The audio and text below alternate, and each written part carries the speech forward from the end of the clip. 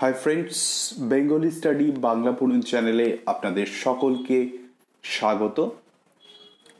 আপনারা সকলেই জানেন যে এনটিএ ইউজিসি নেটের ফর্ম ফিল আপ শুরু হয়েছে।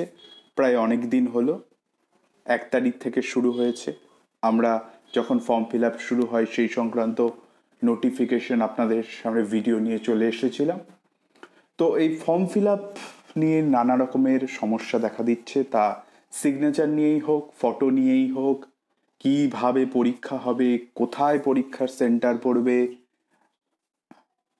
টাইম আউট হয়ে যাওয়া ফর্ম ফিল আপ করতে গিয়ে, মোবাইল ভেরিফিকেশন না হওয়া ইত্যাদি নানা রকম সমস্যা রয়েছে।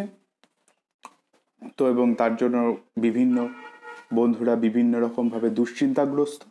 তো আমরা আজকে এই ভিডিওতে সেই কিছু জিনিস ধরার চেষ্টা করব। তো আপনারা এই বিষয়ে জানতে শেষ পর্যন্ত আমাদের ভিডিওটি দেখুন। আশা করি আপনাদের কিছুটা হলেও চিন্তা থেকে মুক্ত হবে। তো প্রথমেই আমরা যে বিষয়টা নিয়ে আলোচনা বলতে চাচ্ছি, যে অফলাইন এবং অনলাইন ফর্ম ফিল আপ নিয়ে অনেকের সংশয় রয়েছে। তো পরীক্ষা অফলাইনে হবে না, অনলাইনে হবে। ডিসেম্বরে অনলাইনে হয়েছে, কম্পিউটার বেস টেস্ট হবে, এটা নিয়ে চিন্তা করার কোনো ব্যাপার নেই। এবং নেগেটিভ মার্কিং থাকবে না, এনটিএ নোটিফিকেশনে বলে দিয়েছে। এবং আরেকটা সমস্যা যেটা অনেকে দেখা দিচ্ছে, যে হঠাৎ করে টাইম আউট হয়ে যাচ্ছে। টাইম আউট বিভিন্ন কারণেই হতে পারে। তো তার জন্য এনটিএ যেটা অ্যাডভাইস দিয়েছে, যে ইন্টারনেট এক্সপ্লোরার বা মোজিলা ফায়ারফক্স দিয়ে করতে, আপডেটেড ভার্সন থাকা মোজিলা ফায়ারফক্স বা ইন্টারনেট এক্সপ্লোরার দিয়ে, এই ব্রাউজার দিয়ে ফর্মটা ফিল আপ করতে, যাতে করে এই সমস্যা থেকে আপনারা সুরাহা পেতে পারেন এবং যাতে ইন্টারনেট কানেকশনটা ভালো থাকে।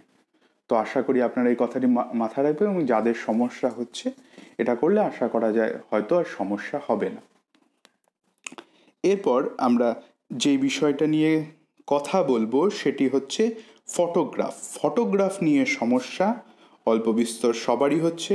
নানাজন ফটো আপলোড করে দিয়েছে, আপলোড করার পরে এই চিন্তাটা হচ্ছে, বা কেউ ফর্ম ফিল আপ করেছেন, কীভাবে করব, 5 জনের কাছে শুনছেন এই ফটো হবে না, ওই ফটো হবে না, এবং যার ফলে চিন্তায় পড়ছেন এবং আরও এই সমস্যার কথা নিয়ে ভাবতে থাকছেন, দুশ্চিন্তা হচ্ছে।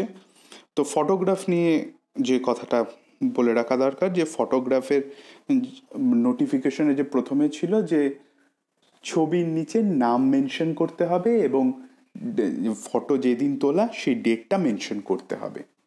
তো অনেকে হয়তো সেটা খেয়াল করেননি, আপলোড করে দিয়েছেন। আপলোড করার পরে চিন্তা শুরু হয়েছে যে আমার ফর্মটা রিজেক্ট হয়ে যাবে কিনা।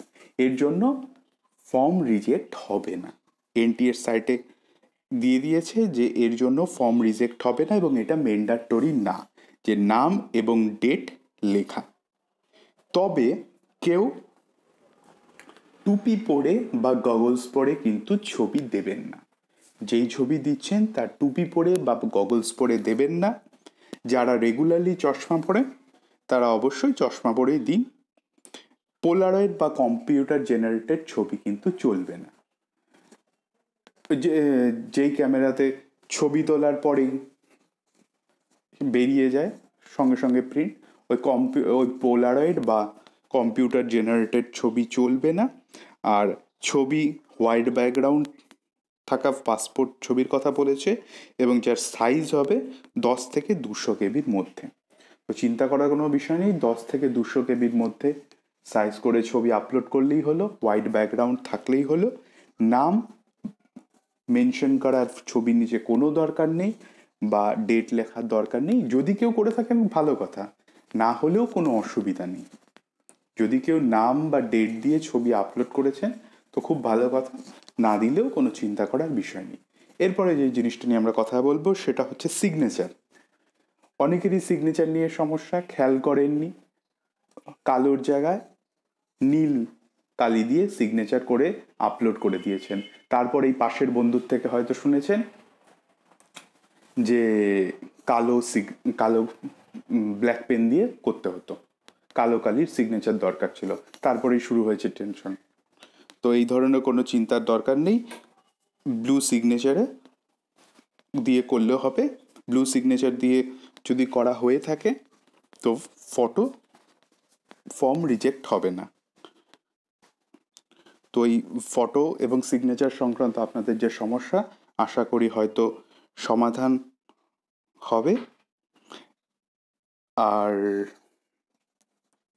মোবাইল ভেরিফিকেশনের কথা এখানে নেই, তবে মোবাইল ভেরিফিকেশনের কথা বলতে পারি, হয়তো কোনো নেটওয়ার্কের প্রবলেমের জন্যই হয়তো অনেকের হচ্ছে না, হয়তো অনেকের ক্ষেত্রেই অনেক বন্ধুর দেখা গেছে প্রথমে হয়নি, তারপর 3-4 ঘন্টা পরে আবার করার পরে হয়ে গেছে। আপনারা যদি মোবাইল ভেরিফিকেশন প্রথমে না হয়, ইমেল ভেরিফিকেশন করে কনফার্মেশন পেজ বের করে নিই, তারপরে আবার চেষ্টা করে মোবাইল ভেরিফিকেশন হয়ে যাবে চেষ্টা করলে। তো আশা করি আপনাদের এই ভিডিওটির থেকে কাজে লাগবে। ভিডিওটি যদি ভালো লেগে থাকে লাইক করবেন, শেয়ার করবেন এবং চ্যানেলটি যদি সাবস্ক্রাইব না করে থাকেন অবশ্যই সাবস্ক্রাইব করবেন।